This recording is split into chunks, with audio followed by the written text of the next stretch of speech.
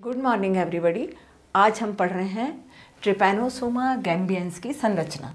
Trypanosoma gambiense का वर्गीकरण और इसके विभिन्न आकार की रूप हमने पिछली क्लास में पढ़े। आज में हम इसकी पढ़ेंगे विस्तृत संरचना। यह जो परजीवी है यह दो परपोषियों में अपनी लाइफ पूर्ण करता है। एक उसमें से है वर्टिब्रेट इसका होस्ट और दूसरा है इनवर्टिब्रेट। जो इनवर्टिब्रेट है वह एक इंसेक्ट है ग्लोसाइना और जिसे सेट्सीफ्लाई कहते हैं, और जो दूसरा वर्टिब्रेट है वह है मानव। कभी कभी जो पालतू जानवर होते हैं वर्टिब्रेट में वे रिजर्वायर होस्ट की तरह भी कार्य करते हैं। हाँ, तो अब हम इसको देख रहे हैं, आज देख रहे हैं इसकी संरचना। इसमें संरचना में सबसे पहले हम पढ़ते हैं इसमें शेप और साइज। Shape and size. तो शेप एंड साइज में आप देखिए इसकी लंबाई 10 म्यू से 40 म्यू तक लेंथ और इसकी चौड़ाई 2.5 म्यू से 10 म्यू तक।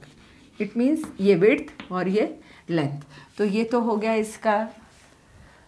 इसकी साइज, है ना। और शेप में जैसा कि हमने देखा ये इस प्रकार एक लंबवत सिलेंड्रिकल संरचना है, जिसमें आज जो हम पढ़ रहे हैं वो है ट्रिपैनोसोमा गैम्बियंस या ट्राइपोमेस्टिगोट अवस्था।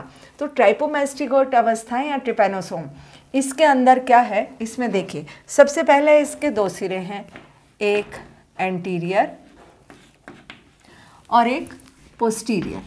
हाँ, तो यहाँ ध्यान दें कि जो एंटीरियर सिरा है वो थोड़ा सा पॉइंटेड सा है और जो पोस्टीरियर एंड है वह थोड़ा सा कुंद सा है। स्पष्ट। अब इसमें फ्लैजेलम जो कि यहाँ से निकलती हुई दिखाई दे रही है, तो फ्लैजेलम कहाँ से निकलती है? फ्लैजेलम निकलती है बेसल ग्रेन्यूल से, है ना। ये इसकी आधार कणिका जहाँ से इसमें से निकल रही है फ्लैजेलम। इसके नीचे की ओर यहाँ पे एक संरचना दिखाई देती है, इसे कहते हैं रिजर्वायर या आशय। यहाँ से यह फ्लैजेलम निकलने के बाद इसके शरीर पर पाए जाने वाले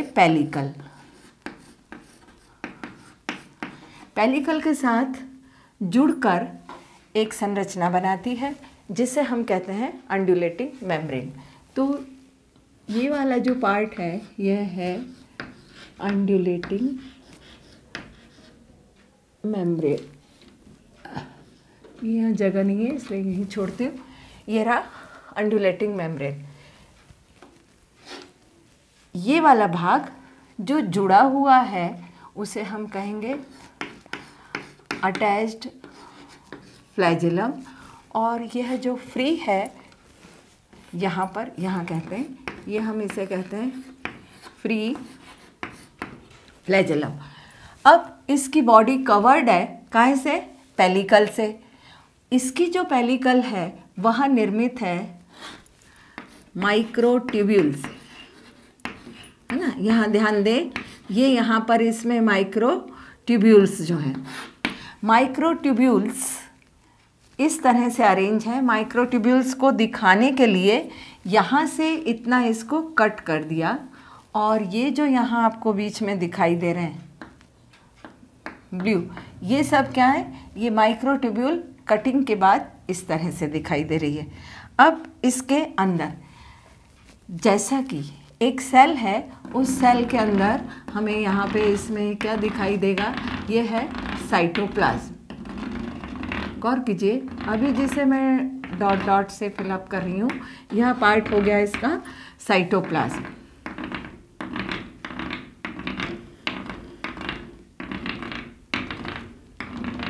फिर साइटोप्लाज्म के अंदर अन्य कोशिका अंगक भी दिखाई देंगे।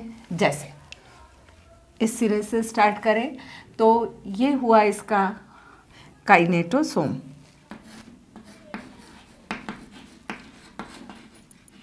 काइनेटोसोम, ये जो लंबी सी गुलाबी संरचना आपको दिखाई दे रही है यहाँ से पीछे तक, यह है इसका माइटोकॉन्ड्रियन। इसमें इस प्रकार यह माइटोकॉन्ड्रियन पाया जाता है। माइटोकॉन्ड्रियन के अंदर हमें इस तरह से ट्यूबुलर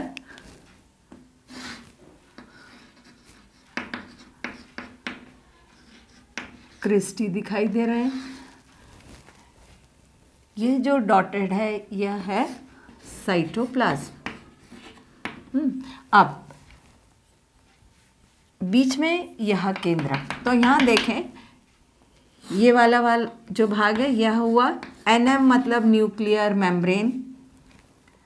इसके और अंदर एक प्लाज्मा जैसा स्ट्रक्चर, यह हुआ न्यूक्लियोप्लाज्म। और एक स्ट्रक्चर जिसे हम कहते हैं न्यूक्लियोलस। और इस प्रकार और बीच बीच में यहाँ हमें ये न्यूक्लियस में पोर भी दिखाई दे रहे हैं। तो ये जो रहा ये रहा न्यूक्लियर पोर। इस प्रकार इन सब को सम्मिलित रूप से हम कहेंगे न्यूक्लियस। यह और यह दोनों संरचनाएं हैं ER। मीन्स आपको पता होगा ER का मतलब हुआ एंडोप्लाज्मिक रेटिकुलम। यहाँ पर कुछ हमें ग्रैन्यूल से दिखाई दे रहे हैं। चूँकि ये ग्रैन्यूल साइटोप्लाज्म में है इसलिए हम इसे साइटोप्लाज्मिक ग्रैन्यूल्स कहेंगे। यहाँ पर जगह की कमी के कारण मैंने इनको यहाँ पर क्या किया है, एब्रीवेट कर दिया है। अब एंडोप्लाज्मिक रेटिकुलम पर ये हमें दिखाई दे रहे हैं राइबोसोम। तो राइबोसोम्स जो हैं वो एंडोप्लाज्मिक रेटिकुलम पर अटैच्ड अवस्था में भी हो सकते हैं और साइटोप्लाज्म में फ्री फॉर्म में भी पाए जा सकते हैं। साइटोप्लाज्मिक ग्रैन्यूल्स जो हैं ये ऐसे और भी हैं। इसमें यहाँ पर स्टोर्ड फूड पाया जाता है। कुछ वेसाइकल्स भी साइटोप्लाज्म में पाए जाते हैं, जैसे ये वेसाइकल्स। तो जो वेसाइकल्स होते हैं उसमें एंजाइम्स रहते हैं, है ना। और साइटोप्लाज्मिक ग्रैन्यूल्स में क्या है, इसमें रहेगा इसका स्टोर्ड फूड। ऊपर की तरफ ये जो संरचना आप देख रहे हैं ये रही इसकी गोल्जी बॉडी, है ना। तो एक कोशिका के अंदर जो सामान्य अंगक होते हैं वही हैं, ध्यान दें। एंटीरियर पार्ट, पोस्टीरियर पार्ट, यहाँ पर ये रिजर्वायर, इससे ऊपर की तरफ यहाँ निकल रही है फ्लैजेलम, है ना। अब और बाहर फिर ये पेलिकल। अब फिर से आप एक एक पॉइंट को लेके चलिए। जैसे सबसे पहले ये हो गया शेप एंड साइज, फिर आप यहाँ पे लीजिए पेलिकल, है ना। तो पेलिकल क्या है, पेलिकल शरीर का सबसे बाह्य आवरण है जिसका निर्माण माइक्रोट्यूब्यूल से होता है। स्पष्ट। पहले मैंने आपको चित्र के नामांकन के साथ साथ समझाया। अब उन्हीं बिंदुओं को जब आप लिखेंगे तो किस तरह से, तो फर्स्ट ऑफ ऑल आप लिखिए शेप एंड साइज, ये लिख दीजिएगा। नेक्स्ट आप आए पेलिकल। तो पेलिकल शरीर के बाहर का तनुत्वक या बाह्य आवरण जिसका निर्माण हो, इसमें पेलिकल बना है माइक्रोट्यूब्यूल से, ठीक है। और अगर आपको ध्यान होगा तो पैरामीशियम में पेलिकल बना था कुपिकाओं से, यहाँ पे बना है सूक्ष्म नलिकाओं से। ये यहाँ में दिखाई दे रही है, ये कटा हुआ पार्ट है। इधर पीछे लंबी सी ये जो संरचना है ये है माइक्रोट्यूब्यूल्स। अंदर आए तो फिर वहाँ पर अब हमें दिखाई दिया। और आगे जब हम आएंगे तो सपोज अब हम यहाँ पर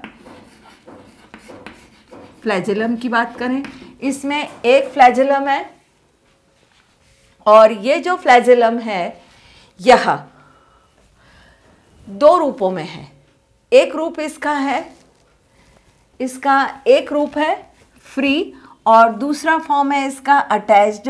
अटैच्ड फॉर्म ही बॉडी के साथ जब गतिमय अवस्था में होता है तो एक तरंगित कला का निर्माण करता है जिसे कहते हैं अंडुलेटिंग मेम्ब्रेन। ये यहाँ पर बाकी फ्लैजेलम की जो संरचना है वह 9+2। 9+2 से मतलब हुआ ये इसका मॉलिक्यूलर फार्मूला टाइप है, अर्थात इसमें 9 परिधि इकाइयाँ होती हैं और 2 केंद्रीय इकाइयाँ। इसको हम विस्तार से पढ़ेंगे सेल बायोलॉजी की क्लास में। अब फ्लैजेलम के साथ ही जैसा कि मैंने आपको बताया फ्लैजेलम हमें दो फॉर्म में दिख रही है, एक फ्री फ्लैजेलम और दूसरी हुई अटैच्ड फ्लैजेलम, है ना। और ये जो अटैच्ड वाली है यही अंडुलेटिंग मेम्ब्रेन का निर्माण करती है। वो हमें स्पष्टतः तब दिखाई देता है कि वह तरंगित है कला। कब? जब एनिमलक्यूल मूवमेंट करता है ब्लड के अंदर। ब्लड में और भी घटक है, तो उस प्रकार के तरल में गति करने के लिए अंडुलेटिंग मेम्ब्रेन का होना अपने आप में एक अनुकूलन है। क्लियर? अब चलिए, तो ये हो गया फ्लैजेलम। फ्लैजेलम के बाद अब जो हमें अंदर दिखाई दे रहा है वह क्या है? वो है साइटोप्लाज्म, है ना। तो इसमें यहाँ पर यह साइटोप्लाज्म अंदर जो भरा हुआ है, साइटोप्लाज्म में अन्य अंगक पाए जाते हैं। ये जो अंगक हैं ये कोशिका के वे ही सामान्य अंगक हैं जो किसी भी कोशिका की लाइफ को मेंटेन रखने के लिए कोशिकाओं में पाए जाते हैं। और ख़ासकर यहाँ पर कोशिका की बात करेंगे तो यूकैरियोटिक, क्योंकि ये क्या है? इसमें वेल डेवलप्ड न्यूक्लियस है। साइटोप्लाज्म में हमें क्या क्या दिखाई देता है? कुछ कणिकाएं, ग्रैन्यूल दिखाई देते हैं। ये जो ग्रैन्यूल्स हैं ये फूड को स्टोर करके रखते हैं और इसमें हमें स्टोर्ड फूड मिलेगा। हाँ, और कहीं कहीं पर कुछ इस तरह से वेसाइकल्स छोटे छोटे भी दिखाई देते हैं। ये जो वेसाइकल्स हैं इनमें एंजाइम्स पाए जाते हैं जो यहाँ पे कार्य को पूर्ण करने में सहयोग प्रदान करते हैं। इसके अतिरिक्त कई हमें फ्री फॉर्म में राइबोसोम्स भी साइटोप्लाज्म में दिखाई देते हैं। फिर साइटोप्लाज्म में अब और हमें क्या दिखाई दे रहा है? इसके बाद या तो हम अंगकों को इसमें पढ़ लें या हम अंगकों को याद रखने के लिए अलग से पढ़ें। जैसे चलिए, न्यूक्लियस का वर्णन हम यहाँ कर चुके हैं, है ना। तो यहाँ पे हमने लिख दिया न्यूक्लियस। एक बार फिर से बता देती हूँ। न्यूक्लियस में न्यूक्लियर मेम्ब्रेन है, उसमें न्यूक्लियर पोर। यहाँ NM मतलब न्यूक्लियर मेम्ब्रेन, NP मतलब न्यूक्लियर पोर, और उसके अंदर की तरफ यहाँ पर ये जो लिखा है यह है न्यूक्लियोप्लाज्म। न्यूक्लियोप्लाज्म के अंदर ये एक और संरचना है, इसे हम कहते हैं न्यूक्लियोलस या एंडोसोम। तो यह केंद्रक का वर्णन हो गया। केंद्रक के बाद और देखिए, और इसमें यहाँ पर हमें दिखाई देता है ER। ER का मतलब हुआ एंडोप्लाज्मिक रेटिकुलम। इसमें एंडोप्लाज्मिक रेटिकुलम भी न्यूक्लियर मेम्ब्रेन से अटैच्ड फॉर्म में भी है और साइटोप्लाज्म में बिखरी हुई अवस्था में भी पाया जाता है। एंडोप्लाज्मिक रेटिकुलम पर राइबोसोम्स हो भी सकते हैं और नहीं भी हो सकते हैं। फिर अब इसमें यहाँ देखिए, यहाँ आपको दिखाई देगा ऊपर की तरफ गोल्जी बॉडी। मैंने यहाँ इसको ये लिखा गोल्जी बॉडी। गोल्जी बॉडी जो है ये संरचना आपको दिखाई दे रही है। इसमें यहाँ पे कुछ सिस्टर्नी और ये यहाँ पर इसके वेसाइकल्स। ये वेसाइकल्स अलग हैं। ये जो वेसाइकल्स हैं ये गोल्जी की संरचना के साथ पाए जाने वाले वेसिकल्स हैं। इसको भी हम जब साइटोलॉजी का पेपर पढ़ेंगे तो गोल्जी की संरचना किस तरह से है, इसके क्या कार्य हैं, वहाँ पे हम विस्तृत रूप में पढ़ेंगे। फिर इसमें और जो दिखाई दे रहा है वो है माइटोकॉन्ड्रिया। तो अब हम इस पे यहाँ क्या लिखते हैं, माइटोकॉन्ड्रिया। माइटोकॉन्ड्रिया जो है यह एक लंबी सी संरचना यहाँ दिखाई दे रही है। इसमें ये जो अंदर की तरफ इन्वेजिनेशंस हैं ये कहलाएंगे क्रिस्टी। इस एनिमल में जब मेटाबॉलिज्म होता है उस समय क्रिस्टी की भूमिका थोड़ी सी अन्य से अलग होती है। जैसे जब ट्रिपैनोसोमा ब्लड से ग्लूकोज लेकर अपनी ऊर्जा की आपूर्ति करता है तब वह एनारोबिक रेस्पिरेशन करेगा और या एनारोबिकली उस ग्लूकोज को खंडित करेगा। मगर जब होस्ट के ब्लड में ग्लूकोज एब्जॉर्प्शन के लिए एंटीबॉडीज बन जाएंगे तो तब ट्रिपैनोसोमा का जो, अब आप ध्यान दें कई जगह इसमें जैसे यहाँ पर अभी क्रिस्टी नहीं है, तो क्रिस्टी कब नहीं बनते, तब नहीं बनते जब ये होस्ट से ग्लूकोज ले लेता है। लेकिन जब इसको होस्ट से ग्लूकोज मिलना बंद हुआ तब इसके जो क्रिस्टी हैं ये यहाँ पर डेवलप हो जाते हैं और इसके बाद इसमें यहाँ पर क्रेब्स साइकिल कंप्लीट होता है और उससे इसको ऊर्जा की आपूर्ति होती है। वो किस तरह से, ये फिर जब इसमें मैं आपको वहाँ माइटोकॉन्ड्रिया पढ़ाऊँगी, माइटोकॉन्ड्रिया के कार्य, तो तब क्रेब्स साइकिल में हम इसको वहाँ विस्तार से पढ़ेंगे। अभी सिर्फ समझने के लिए कि ये एनिमल किस तरह से अनुकूलित होगा उपापचय के अंदर या इसके मेटाबॉलिज्म में, तो यह स्पष्ट। और इसके आगे की तरफ यहाँ पर एक द्विकुंडलित हमें दिखाई देता है डीएनए।